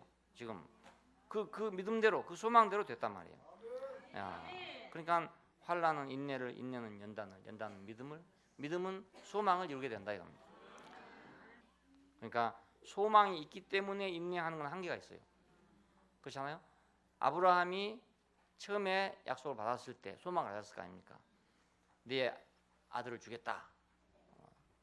이렇게 했을 때 소망이 있었겠죠. 그 소망을 가지고 기다린 인내하는 데는 한계가 있었습니다. 10년 만에 사고를 치고 말았단 말이에요. 그렇잖아요. 근데 빠져나갈 수가 없는 환난 속에서 인내한 것은 그건 10년이든지 20년이든 그 상관이 없는 거라. 시간이 갈수록 믿음이 더해질 수밖에 없죠. 인내가 더해질 수밖에 없죠. 그렇잖아요. 십자가에다 해놔두면 처음 못 박혔을 때 하고 1시간 후에 하고 2시간 후에 하고 3시간 후에 하고 언제 인내가 더 많아집니까? 3시간 후에 인내가 더 많아지죠. 어쩔 수 없으니까. 처음에는 막 뛰어내릴 생각도 하겠죠. 한데 시간이 점점 갈수록 못 뛰어내리겠구나. 그거 알아질 거 아닙니까? 그러니까 그것이 인내가 더 짙어진다니까요. 소망이 있어가지고 참는 것은 한계가 있어요. 한계. 그런데 빠져나갈 수가 없어서 인내하는 건 한계가 없습니다. 어디까지 인내할지 한계가 전혀 없어요. 환난 중에 참으며 기도에 항상 힘쓰며. 자, 여기서 이제 어떤 사람들은 우리 교회 와서 왜 기도를 안 하냐 이런 얘기만 해요. 당연히 교회 가면 기도하는 게 첫째 모습 아닙니까? 교회 오면 뭐 다 엎드려서 막 종얼종얼 기도를 해야 되는데 기도를 전혀 한 것이 보이지 않고 이러니까 왜 기도를 안 하냐 이런 얘기들을 많이 하고 있어요. 근데 기도에 항상 힘쓰고 그렇습니다. 이건 무슨 기도를 힘쓰라는 말인가? 고3 학생을 위한 기도를 힘쓰란 말인가? 그 말이 아니고 주님의 나라를 위해서, 주님의 나라를 대망하기 때문에 그 나라를 구하기 위해서 우리는 항상 기도에 힘써야 된다 그것입니다. 그래서 저는 이제 이런 마음이 생길 때까지 그 주님의 나라에 대한 대망과 그 나라를 구하는 그 마음이 생길 때까지 이전에는 말이에요. 이전에는 별로 기도가 중요하지 않은 것 같아요. 그래서 제가 기도를 강조하지 않은 것입니다. 그 마음이 억지로 생기지 않거든요. 자기가 그 나라가 보이고 그 나라가 소중하고 그 나라가 절대적일 때 이 사람 이 기도가 생기지. 그렇지 않고 그 나라 그 기도가 안 생기거든요. 안 생긴 사람한테 맨날 하라 해도 안 되거든요. 예수님께서 했지만 실패했잖아요. 나라의 임하옵시며 뜻이 하늘에서 이루어진 것 같이 땅에서도 이루어지옵소서 해라 했더니 안 했잖아요. 아무도 안 했어요. 그 나라가 보일 때 그들이 기도했습니다. 그래서 교회에서 기도에 우리가 힘쓸 일은 그 나라를 대망하기 위해서 하는, 그 나라를 구하는 기도를 힘써야 되죠. 모든 종교마다 다 기도가 있습니다. 예, 기도가 있습니다. 그 기도 때문에 그 종교가 성립합니다. 기도 때문에 종교가 유지됩니다. 그래서 이 헛된 기도는 종교를 만들 뿐입니다. 저는 그래서 반대합니다. 예, 기도 때문에 종교가 되거든요. 절에 가서 불공 안 드리고 기도 안 해보세요. 아무도 안 갑니다. 아무도 안 갑니다. 교회도 기도 안 해보세요. 아무도 안 가요. 기도할 일 없으면 아무도 안 가요. 이래갖고는 안 된단 말이에요. 주님의 나라를 위해서 우리가 기도하는 그 사람이 될 때 기도해요. 그 사람 보고는 열심히 하라고 하면 할수록 더 할 것이고 하지 말아 해도 할 것이고 기도에 항상 힘씁니다. 우리가 바울을 보면 알잖아요. 이 말을 한 사람이 누구냐 하면은 고3 학생을 위해서 기도한 사람이 아니란 말입니다. 바울이. 이 바울이라는 사람은 누구냐? 그 나라를 위해서 기도하는 사람이에요. 네. 그러니 그 나라를 위해 기도한 사람이 남 보고 말입니다. 고3 학생을 위해서 기도하라 하겠어요? 안 하죠. 당연하지 않습니까? 그러니까 저도 만약 고3 학생을 위해서 기도한 사람 같으면 여러분 보고 고3 학생을 위해서 기도하라고 하겠습니다. 근데 저는 고3 학생을 위해 기도해 본 일도 없고 기도할 생각도 없고 그래서 아이들이 그래서 뭐 서울대학을 못 가는 것 같지는 잘 모르긴 모르겠는데 기도를 좀 했더라면 서울대학 갈 건데 그랬나 다 자기 팔자지 뭐. 악을 미워하고 선에 속하라. 이 악이란 말의 어원이 참 묘합니다. 포네로스라는 히라어인데 이것이 힘쓰다, 수고하다라는 말에서 유래했대요. 악이란 말이 왜 여기서 수고하다 말에서 유래가 했을까? 아주 재밌는 거예요. 악이란 것이 왜 수고하다는 데서 나왔냐 이겁니다. 참 희한해요. 은혜를 모르는 수고는 악한 거다. 은혜를 모르는 수고는 악한 거다 이거예요. 악한 거다. 네. 아담은 누굽니까? 은혜를 모르는 수고를 한 사람이잖아요. 네가 이마에 땀이 흘러야 먹고 살 것이다. 정신토록 수고하여야 살 것이다. 아담은 수고를 한 사람입니다. 수고한 사람. 왜? 은혜를 몰랐기 때문에. 네. 하나님이 주신 것을 몰랐기 때문에 수고한 사람이죠. 네. 우리가 사업에 수고하고 이런 걸 말한 것이 아니고 공부에 수고 이런 말이 아니에요. 이건 다른 말입니다. 악이란 말이 수고하다, 힘쓰다에서 나왔다 이거예요. 왜 수고하면 좋은 일인데 힘쓰면 좋은 일인데 왜 나왔냐? 은혜를 모르는 수고 때문에 그렇습니다. 은혜를 모르는 수고 때문에. 아담은 은혜를 모르기 때문에 수고하는 사람이에요. 아담이 하는 모든 일은 악하다 이겁니다. 은혜를 모르기 때문에. 이건 참 중요한 문제 같아요. 우리가 은혜를 모르면 수고하게 돼요. 자연히 은혜를 모르면 수고하게 됩니다. 내가 지금 버스에 탄 줄 모르면 내가 막 힘을 쓰고 있는 거라. 운전기사가 운전을 지금 잘 해주고 있는데도 불구하고 내가 앉아가지고 막 살짝 긴장하고 있는 거라. 내가 운전을 하느라고. 옛날 시골에 어떤 할머니가 그랬다잖아요. 차가 없을 때 선교사들만 차를 타고 다녔어요. 가는 길에 할머니가 무거운 짐을 지고 가길래 그걸 타라고 딱 태워줬더니 운전하다가 백밀로 딱 보니까 이 할머니가 이 무거운 것을 딱 지고 이고 있는 거야. 그래서 할머니 왜 그걸 이고 있습니까? 그냥 아이고 나만 태워준 것도 감사한데 짐까지 실어줄 수가 그래도 그건 악한 게 아니죠. 소박한 거죠. 근데 아담이 하는 일은 악한 거다. 하나님이 다 줬는데, 그렇죠? 다 줬는데 뭐가 모자라서 선악과를 따먹는다고 수고했냐 이겁니다. 선악과를 따먹는데 수고 안 하고 따먹겠어요? 그러니까 그게 악하다 이 말입니다. 이것을 미워하고, 이걸 미워하고, 우리는 그걸 미워해야 됩니다. 우리가 은혜를 모르는 수고를 내가 하지 않아야 되고 그 수고를 미워해야 된다 이겁니다. 핍박하는 자와 대적하는 자에 대해 어떻게 할 것이냐? 핍박하는 자와 대적하는 자는 축복하고 저주하지 말아라. 왜 그러냐면은 그 사람도 축복을 받으면 핍박을 안 해요. 안 하는데 나를 핍박하고 있는 이유는 축복이 없다는 뜻입니다. 그 사람은 축복이 없어요. 그래서 그 사람을 더 축복을 해줘야 돼. 자꾸 축복을 해서 그 사람이 복을 많이 받도록 해야 돼. 우리 집에 도둑질을 하려고 계획하고 있는 사람이 있다. 그러면 내가 돈만 있다면 그냥 돈을 좀 많이 갖다 줘버리면 우리 집에 도둑질하러 안 올 거란 말입니다. 그렇지 않겠어요? 그러니까 축복하고 저주하지 않을 수 있는 것은 뭐냐면 그 사람이 축복을 받으면 핍박을 안 합니다. 예.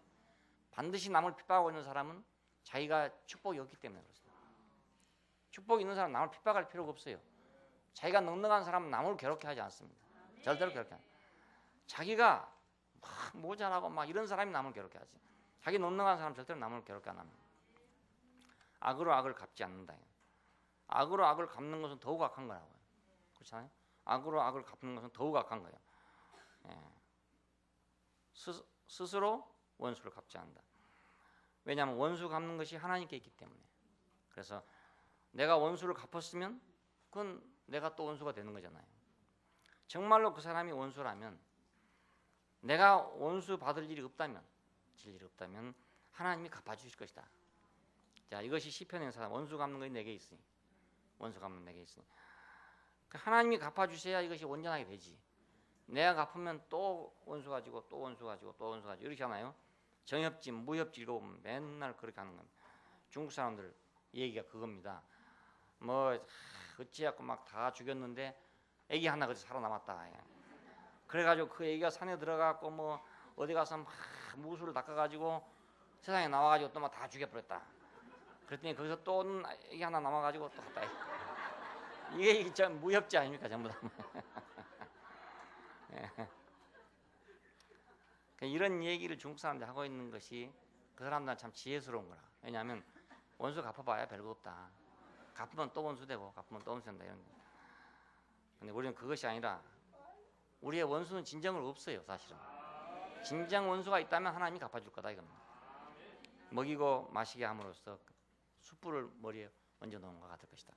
우리 할 일은 내가 원수를 갚을 일도 아니고 내가 악을 갚을 일도 아니고 내가 핍박하는 자를 같이 핍박할 일도 아니고 우리가 할 일은 오직 그들을 오히려 축복하고 우리가 먹일 일이다. 그들을 축복하면 그들이 다 좋아져 버려요. 예, 축복하면 이거 가장 좋은 길이에요. 그리고 일반적인 사람들에 대해서 그러니까 보통 사람들입니다. 보통 우리 사회생활하는 문제입니다. 화평하게 살아야 된다. 직장생활도 하고 뭐 동창회 생활도 하고 여러 가지 생활 하잖아요. 사회생활 하는데 거기서 그 사람들하고 막 이해관계 같은 것 때문에 싸우고 이러면요, 그건 우리가 그리스도인의 삶이라고 할 수가 없어요. 그 사람들을 속여서 어찌하니 화평하게 살아야 돼요. 왜 세상은 싸운가? 다 돈 때문에 싸웁니다. 싸운 이유가 그렇습니다. 그리고 자존심 때문에 싸웁니다. 돈하고 자존심 빼면 싸울 일이 별로 없어요. 그러니까 우리가 남하고 싸우고 있다는 것은 나도 돈하고 자존심에 매여 있다는 뜻 아니겠습니까? 그러니까 우리가 치사한 짓을 안 해야 되죠. 우리는 화평하게 살아야 된다. 우리가 가는 곳에 어디니 화평이 있어야 된다. 예, 뭐 또 일 잘하려고 막 또 남을 막 쪼은다 이런 사람도 있어요. 근데 그것도 화평이 안 되죠. 예, 어찌하든지 우리는 화평이 더 중요하다. 예, 평강 중에 부르심을 입었느니라. 하나님은 화평 중에 거하시느니라. 그래서 화평케 하는 자는 복이 있나니 땅을 기업으로 얻을 것이요. 그만. 화평케 하는 사람은 어떤 땅을 얻냐 그러면 부동산 투기가 된단 말이 아니고 인간 땅. 그 인간 땅의 영역이 넓어진다 그 뜻입니다. 예? 내가 화평하게 하면 내 주변에 사람이 많아져요. 많아지니까 그게 땅이잖아요. 그게. 예? 내 땅이 넓어진다. 화평케 하는 자는 복이 있나니 땅을 기업으로 유업으로 받게 될 것입니다. 우리는 화평케 하면 많은 사람을 얻게 될 겁니다. 예, 선한 일을 먼저 도모해라. 세상 사람들과 같이 살 때 우리가 먼저 선한 일을 도모해야 돼요. 좋은 일을 우리가 도모해야 돼요. 근데 그들이 먼저 하고 나는 그냥 마지못해 따라가고 이러면 안 된다고요. 예, 직장 안에서도 좋은 일은 내가 먼저 해야지. 예, 남은 다 좋은 일을 하는데 나는 그냥 뒷짐지고 앉아 있으면은 사람들이 어찌 생각하겠습니까? 그리스도인이라고 해가지고 저건 왜 저 모양인가 이렇게 생각 안 하겠어요? 그러니까 거기서 좋은 일이 있거든. 무슨 좋은 일이 건수가 생기거든. 좋은 일을 만들어 이겁니다. 자꾸 좋은 일을 만들어서 좋은 일을 도모하란 말이니까 만드란 말이죠. 도모하란 말이니까. 그러니까 다른 사람들에게 웃을 일도 만들어주고 유익될 일도 만들어주고 편안한 일도 만들어주고 이게 다 좋은 일이잖아요. 좋은 일을 도모해야 됩니다. 그리고 축복할 기회를 찾아야 됩니다. 우리가 화평케 하고 좋은 일을 도모하고 이런 사람이 축복할 기회가 생깁니다. 예. 그 사람은 그 사람들 복주를 기회, 다시 말하면 복음을 전할 기회가 생기게 돼요. 내가 맨날 거기서 싸우고, 내가 맨날 거기서 뭐 뺑소니나 치고, 뭐 뺀질뺀질한 미꾸라지처럼 빠져나오고, 이러면은 축복할 기회가 없어요. 기회가 없어. 내가 좋은 걸 가지고 있는데 그걸 줄 수 있는 기회가 없어 못 주는 거예요. 일반적인 사람들을 대할 때 우리는 항상 복음 전할 사람이라고 생각하고 화평케 하고 선한 일을 우리가 먼저 도모해야 된다. 악에 대해서 어떻게 할 것이냐. 악에 의해서 정복당하지 말고 선으로서 악을 정복하라 이겁니다. 악에 의해서 정복당하지 말고 악이 막 물결처럼 올 때 그냥 아무 말도 안 하고 있다 그냥 쓸려 넘어가지 말고 선으로 악을 정복하라. 맑은 물로 꾸정물을 정화시키라. 맑은 물을 계속 흘려보내면 꾸정물이 맑아지지 않아요. 우리가 맑은 물을 계속 흘려보내야 내가 정복을 안 당하지. 맑은 물을 흘려보내지 않으면 내가 정복 당해버리고 말았거든요. 내가 직장 안에서 가만히 있으면 저절로 직장 분위기에 내가 점령당해버리고 말았거든요. 세상 분위기에 난 저절로 점령당해요. 나 혼자 그냥 모른 체 하고 그냥 난 속으로 그리스도인이지 겉으로 그리스도인 아니요. 뭐 속으로 대국교회지 난 겉으로는 대국교회 아니요. 이러고 있으면 나도 모르는 사이에 그냥 세상이 다 와가지고 날 점령해버려요. 나는 거기서 한 말도 못하게 돼. 아무 말도 못하게 돼. 그 사람도 하자는 대로 해야 돼. 1차 가자면 1차 가고 2차 가자면 2차 가고 3차 가자면 3차 가고 다 가야 돼. 다 점령당해버린 말이에요. 자기는 그 다음에 이제 할 수가 없는 거라. 너무너무 점령을 많이 당했기 때문에 어찌 할 바가 없는 거예요. 그러니까 자기의 정체성을 분명하게 해야 자기가 살아나게 되고 남도 살리게 되는 거야. 맑은 물이 있어야만 구정물이 정화가 되죠. 형제에 대해서, 하나님에 대해서, 자신에 대해서, 핍박하는 사람에 대해서, 악에 대해서, 일반인에 대해서 우리는 십자가 안에서, 그리스도 안에서 우리는 생각과 행위를 거기 근거를 거기 둬야. 그래서 우리가 실제적인 생활 안에서 우리가 승리하는 삶을 살아야 하겠습니다. 기도하십시다. 감사하신 아버지 하나님, 이 비천한 인생을 지극히 영광스러운 자리에 초대하셔서 당신의 보좌 우편까지 이끄시려고 오랜 세월 동안 여러 사람들을 통해서 여러 과정을 겪어가지고 오늘 우리에게 이 영광의 소망을 주신 것을 감사합니다. 지금 우리는 구체적인 현실인 교회 안에서 지체로서의 삶을 살아가고 있고 이 삶을 통해서 우리는 건축되고 완성되어져가는 새로운 소망을 가지고 있습니다.